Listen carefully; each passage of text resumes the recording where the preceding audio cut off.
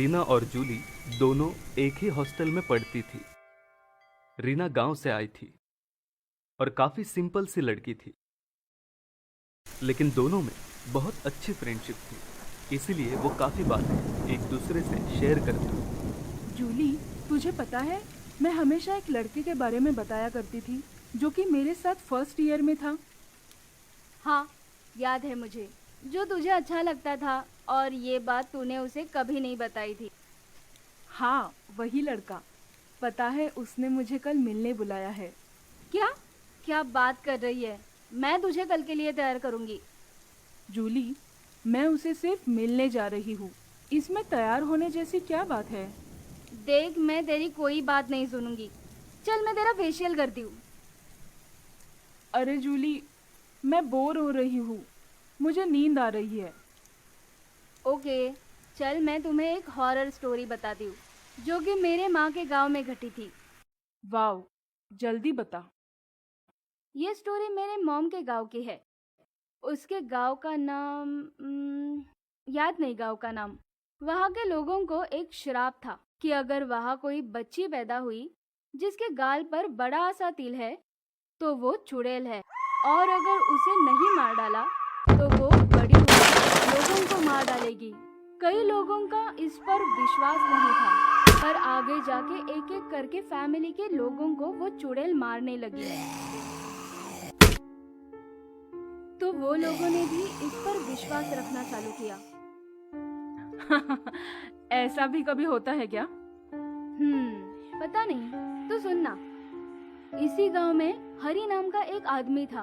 उसके घर में 4 साल बाद लड़की पैदा हुई थी। वो और उसकी पत्नी बहुत ही खुश थे, लेकिन उसकी बेटी के गाल पर बड़ा सा तिल था। हरी उसे देख के डर गया। किसी भी हालत में वो अपनी बेटी को खोना नहीं चाहता था। तो उसे किसी ने बताया कि गांव के बाहर एक तांत्रिक है जो उसकी मदद कर सकता है और उसके पास हर समस्या का निवारण है। हरी तुरंत ही उस तांत्रिक के पास गया। तो तांत्रिक ने कहा कि तुम्हारी बेटी इस श्राप से मुक्त हो सकती है, लेकिन तुम्हें मेरी एक बात माननी पड़ेगी। हरी तुरंत राजी हो गया, क्योंकि वो अपनी बेटी को किसी भी हालत में खोना नहीं चाहता था। ऐसे तांत्रिक होते भी है क्या? हाँ, होते हैं ना। तांत्रिक ने कहा कि आज से 12 साल बाद तुम्हें अपनी बेटी को मेरे पास लाना है। मैं उसके सर पर लोहे की एक कील मारूंगा। उससे उसे दर्द नहीं होगा, क्योंकि उस लोहे की कील में मंत्रों की शक्ति होगी। उससे वो चुड़ैल कभी उस पर हावी नहीं होगी और उसके गाल का वो तिल भी गायब हो जाएगा। तुम्हें ध्यान देना है कि वो लोहे की कील कभी भी निकल ना पाए। उससे वो चुड़ैल फिर से जिंदा हो जाएगी और लोगों को मार डालेगी। और फिर 12 साल बाद हरी अपनी बेटी को तांत्रिक के घर ले गया।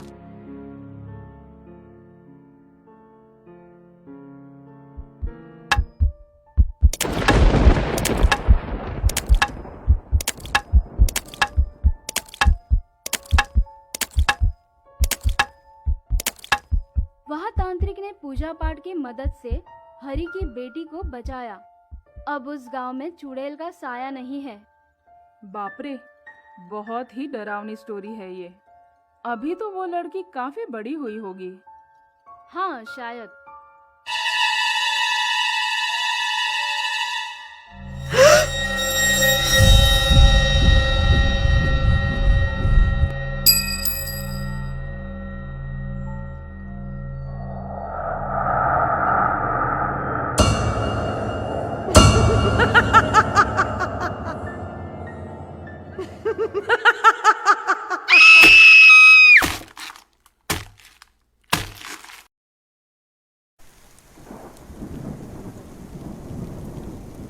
बारिश का मौसम था।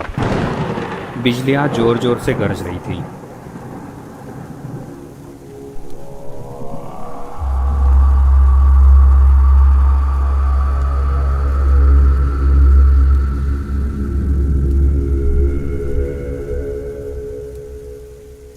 नारंग अपने घर में सोया हुआ था।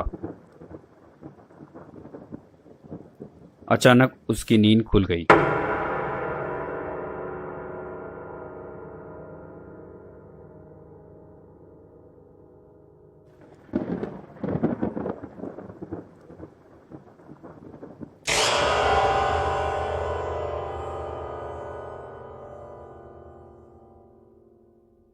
और वो बालकनी में चला गया।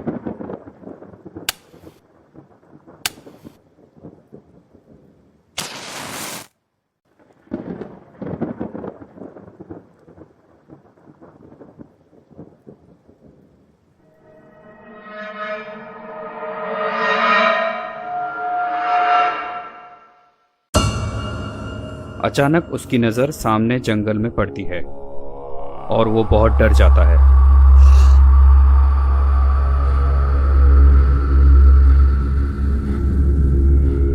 उसे एक धुंधली सी परछाई दिखती है।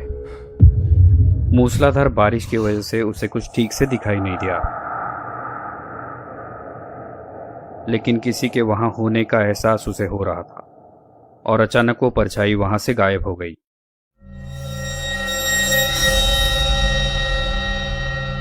नारंग बारिश में उस परछाई को ढूंढने लगा, लेकिन वहां कुछ भी नहीं था। नारंग को लगा कहीं ये मेरा वहम तो नहीं, लेकिन उसकी आंखें उस परछाई को ढूंढ रही थी।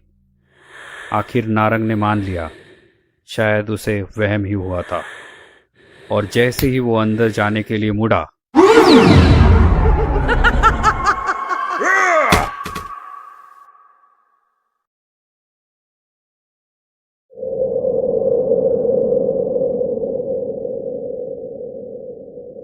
तीस साल पहले रामपुर गांव, जहां पे एक रात एक ऐसी घटना हुई कि सबके होश उड़ गए। शाह कुटुंब के सबसे छोटे बच्चे की किसी ने हत्या कर दी थी। उसकी लाश गांव के बाहर एक जंगल में पाई गई। लाश बहुत ही बुरी हालत में थी। उस छोटे बच्चे के शरीर पर अजीब से मंत्र लिखे थे। उस लड़के के गाल पर एक बड़ा सा काला निशान भी लगाया था, और उस लड़के के सिर में किसी ने बड़ी सी कील मारकर उसकी हत्या कर दी थी।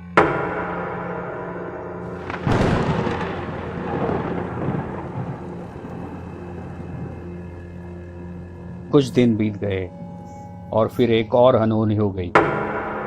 गांव में एक बार फिर किसी छोटे बच्चे की लाश पाई गई।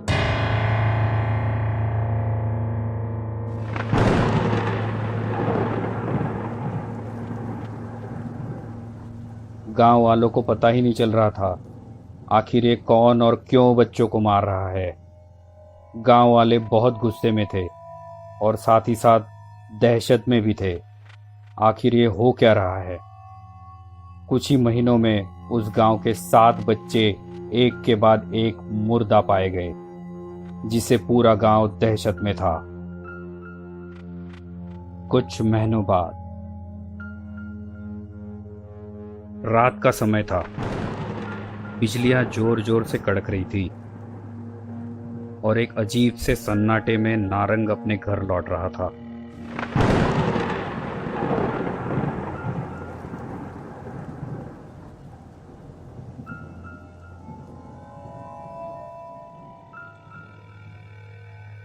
तब उसने एक औरत को अपना मुंह छुपाए जंगल की ओर जाते हुए देखा। अरे, ये नकुशा तो नहीं? इतनी रात गए कहां जा रही है? और नारंग उसका पीछा करने लगा। नकुशा उस गांव में कुछ साल पहले आई थी। उसका इस दुनिया में कोई नहीं था। नकुशा जिस घर में रहती थी या जहां भी जाती थी, तो चमगादड़ का झुंड उसके आसपास दिखाई देता था। इस वजह से गांव में उसके बारे में बहुत बातें होती थी। बच्चे उसे चमगादड़ वाली आंटी कहते थे। फिर भी बच्चे उसे बहुत पसंद करते थे।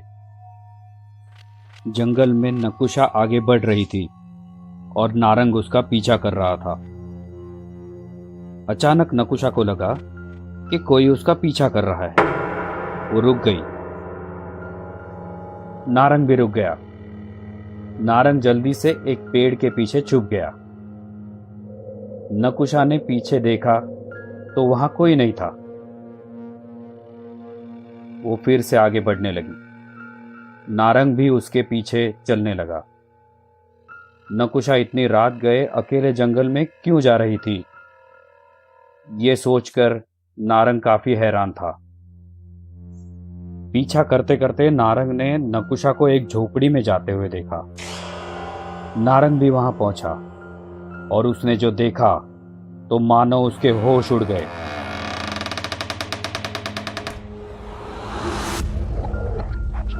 उसने देखा कि एक छोटा सा बच्चा बेहोशी के हालत में जमीन पर पड़ा था और नकुशा हाथ में एक बड़ा सा कील और हथौड़ा लेकर कुछ मंत्र बोल रही थी। ये भयानक नजारा देखकर नारंग की रूह कांप उठी। नारंग गुस्से के मारे लाल हो गया और जोर से चिल्लाया, नकुशा, तो इन सब के पीछे तुम हो? हमने तुम्हें इस गांव में रहने दिया और तुमने हमारा ही विश्वासघात किया। अब तुम नहीं बचोगी। नकुशा बहुत डर गई थी। डर के मारे उसने बाजू में रखी हुई अपनी गुड़िया उठाई। उतने में नारंग ने उसके बाल पकड़ लिए और घसीटते हुए उसे गांव ले गया।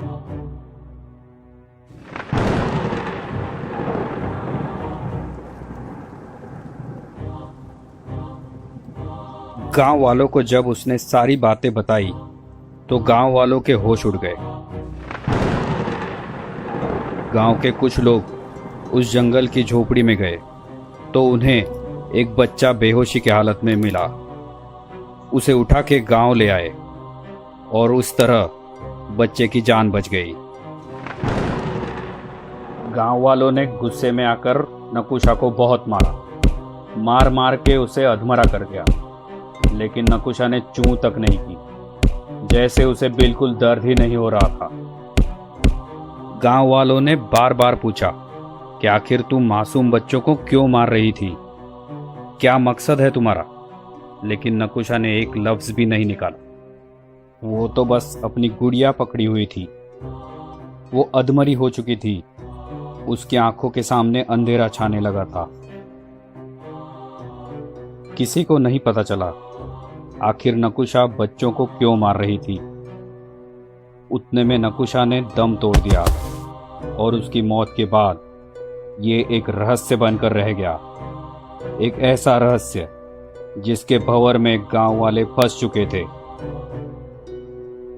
गांव वालों ने उसकी गुड़िया उठाकर बाजू के कचरे के ढेर पर फेंक दी और नकुशा को घसीटते हुए जंगल में ले गए।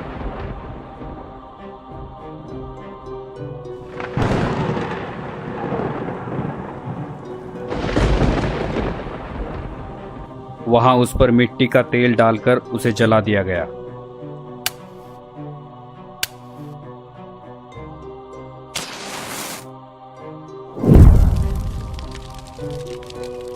और सब लोग अपने अपने घर लौट गए।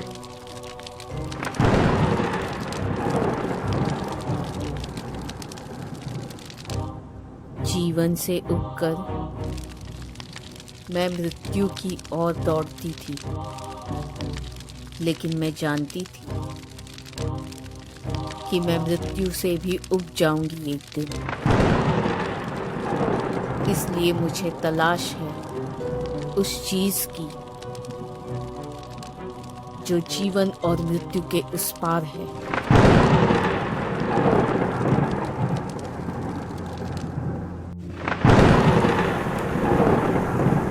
उस रात बहुत बारिश हो रही थी। बिजलियां जोर जोर से कड़क रही थी। अंधेरे में नकुशा की गुड़िया बारिश में भीग रही थी।